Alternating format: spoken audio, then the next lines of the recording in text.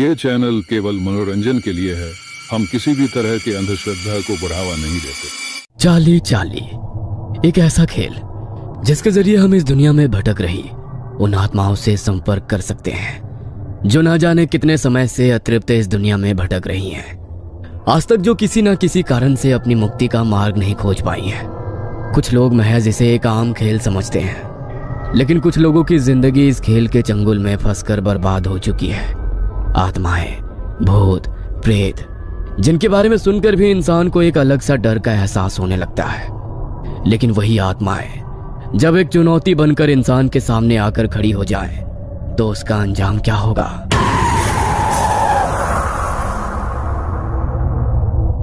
Peter, George, Daisy और Ruby चारों दोस्त अपनी कॉलेज की लाइब्रेरी में बैठे थे।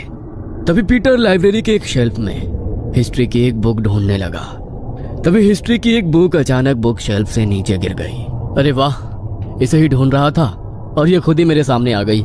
वरना इस लाइब्रेरी में तो किसी किताब को ढूंढना इतना मुश्किल है जितना नमक के पहाड़ में सुई। पीटर उस किताब को लेकर अपने दोस्तों के पास चला गया।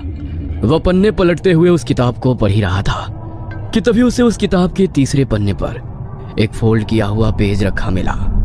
उसने उस पेज को उठाया और जैसे ही उसने खोलकर देखा तो उस पेज पर पेंसिल से प्लस का एक साइन बनाकर उसे 4 हिस्सों में बांट दिया था, जिसमें से 2 हिस्सों में बड़े बड़े अक्षरों में यस और 2 हिस्सों में बड़े बड़े अक्षरों में नो लिखा था। पीटर को उसे देखकर कुछ समझ नहीं आया, इसलिए उसने उस पन्ने को पलट दिया।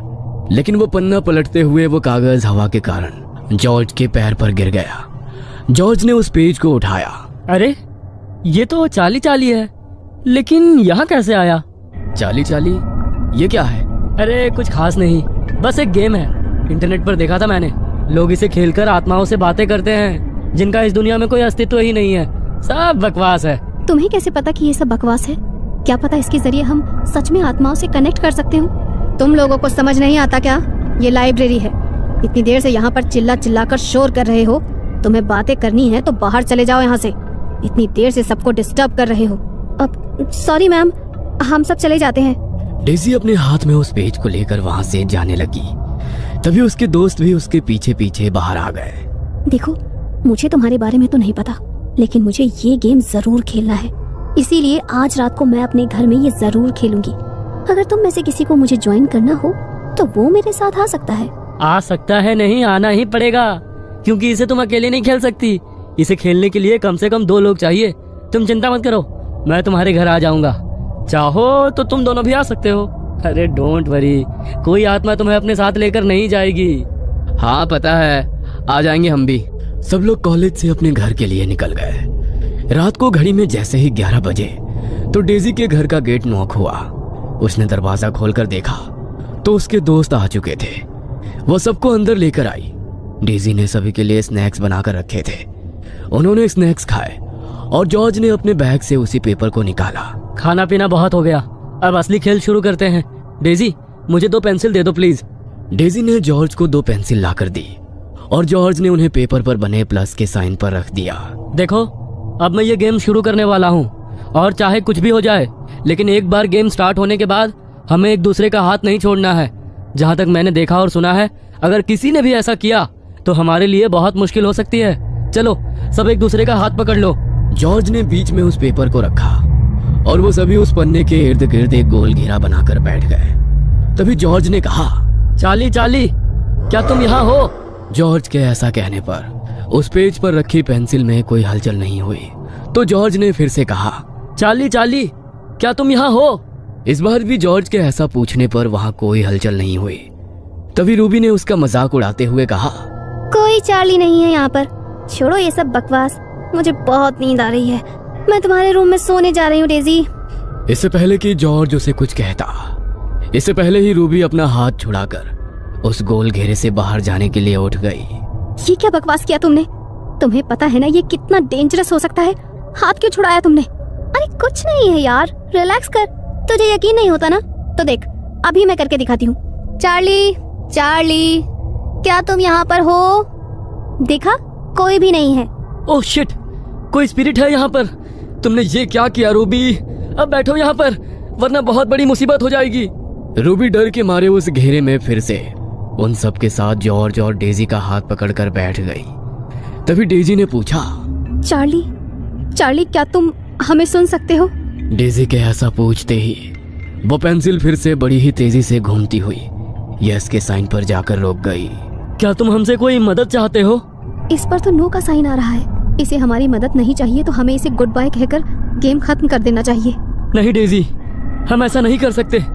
जब तक ये आत्मा खुद यहाँ से जाने का फैसला ना कर ले तब तक हम इसे यहाँ से नहीं भेज सकते।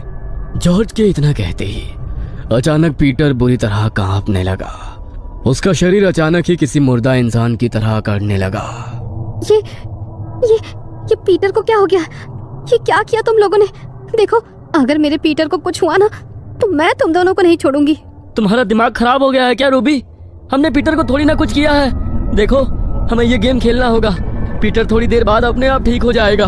जॉर्ज ने जैसे ही ऐसा कहा वैसे ही पीटर की आंखें बिल्कुल सफेद होकर ऊपर को हो गई और वो रूबी की ओर देखते हुए बेहद भयानक तरीके से हंसने लगा। रूबी, माय स्वीट हार्ट, देखो मैं आ गया। मुझे लगा तुम मुझे बहुत मिस कर रही होगी, इसलिए मैं तुमसे मिलने आ गया। अब तो तुम मुझसे मिलने मेरे पास नहीं आ सकती, लेकिन मैं तो तुम्हारे पास आ सकता हूँ। तुम नहीं, ये सच नहीं हो सकता। ये सब मेरा भ्रम है। तुम वापस नहीं आ सकते। नो नो नो, मैं वापस आ सकता हूँ। मैं वापस आ चुका हूँ माय लव। ये आवाज तो। इससे पहले कि डेजी आगे कुछ बोल पाती तभी पीटर खुद ब खुद ही अपने शरीर की हड्डियों को मोड़ने लगा। उसकी एक एक हड्डी के टूटने की आवाज वहां पर गूंज रही थी। पीटर के चेहरे पर अभी भी वही शैतानी हंसी थी। कभी वो अपनी शैतानी हंसी हंसता तो कभी अपनी हड्डियों के टूटने के दर्द से जोर जोर से चिल्लाने लगता। रूबी उसकी ऐसी हालत देखकर इस तरह सहम चुकी थी कि डर के मारे उसके मुंह से एक शब्द भी नहीं निकल रहा था। हमें यहाँ पर नहीं रुकना चाहिए। हमें चर्च में फादर के पास जाना होगा। अब वही हमारी मदद कर सकते हैं। हाँ, प्लीज प्लीज जल्दी चलो। No no no my sweetheart, तुम मेरे साथ रहो। तुमने तो मेरे साथ जीने मरने की कसमें खाई थी। अब मैं तुम्हें खुद से दूर नहीं जाने दूंगा। चलो चलो, कम ऑन, जल्दी से मेरे पास आ जाओ। नहीं, दूर हटो मुझसे। नहीं, दूर हो जाओ। रूबी खुद को बचाने के लिए पीछे की तरफ खिसकने लगी। तभी पीटर अपने टूटे फूटे शरीर के साथ अचानक रूबी की ओर बढ़ा और एक ही झटके में उसे बड़ी ही तेजी से घसीटता हुआ घर के स्टोर रूम में ले गया। रूबी के चीखने की आवाजें पूरे घर में गूंजने लगी। वो मदद के लिए बेहद बुरी तरह चिल्ला रही थी। जल्दी करो जॉर्ज, हमें फादर के पास जाना होगा, वरना वो दोनों। घबराओ मत डेजी, उन्हें कुछ नहीं होगा। जल्दी चलो। वो दोनों ड्राइंग रूम की खिड़की के रास्ते से जल्दी से भागते हुए घर के पास वाले चर्च में पहुंचे। लेकिन जब तक वो दोनों वहां पहुंचे तब तक फादर वहां से जा चुके थे। दोनों ने अपनी सुरक्षा के लिए चर्च में रखे होली क्रॉस के लॉकेट को अपने अपने गले में पहन लिया।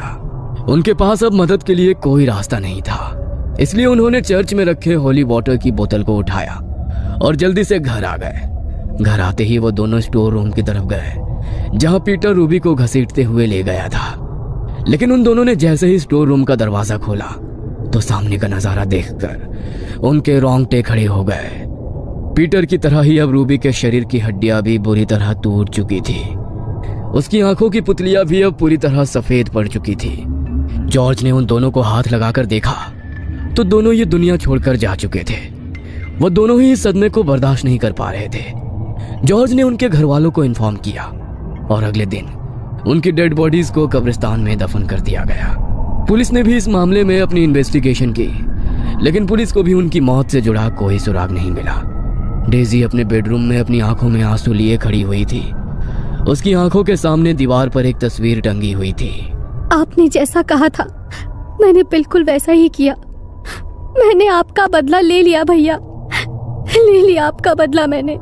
दरअसल डेजी का बड़ा भाई स्टीव रूबी से बहुत प्यार करता था। वो उससे शादी करना चाहता था, लेकिन डेजी सिर्फ उसके पैसों के लिए उसके साथ थी। उसने स्टीव को बहुत बार बेवकूफ बनाकर उससे पैसे हड़पे और उन पैसों से वो अपने दूसरे बॉयफ्रेंड पीटर के साथ अय्याशियां करने लगी। पीटर रूबी के बारे में ये सब कुछ जानता था, लेकिन वो भी पैसों का भूखा था। रूबी ने स्टीव का बहुत फायदा उठाया, लेकिन एक दिन जब स्टीव को इस बारे में पता चला तो वो ये सब सह नहीं पाया और उसने अपनी जिंदगी को हमेशा के लिए खत्म कर दिया। अपने भाई के चले जाने के बाद डेजी बिल्कुल अकेली हो गई। उसके माता पिता तो उनके बचपन में ही उन्हें छोड़कर जा चुके थे और अब डेजी के सर से उसके भाई का साया भी छीन गया। डेजी लाख कोशिश करने के बाद भी ये समझ नहीं पा रही थी कि उसके भाई ने ऐसा क्यों किया। तभी एक दिन उसे अपने भाई के बिस्तर के नीचे एक डायरी मिली जिसे उसने अपनी जान लेने से पहले लिखा था। अपने भाई की मौत की सच्चाई जानकर डेजी और ज्यादा टूट गई। उन दोनों से अपने भाई की मौत का बदला लेकर उसे अपना भाई वापस तो नहीं मिल सकता था, लेकिन अपने भाई की मौत का बदला लेकर उसने हमेशा के लिए अपने भाई की आत्मा को मुक्त जरूर कर दिया था।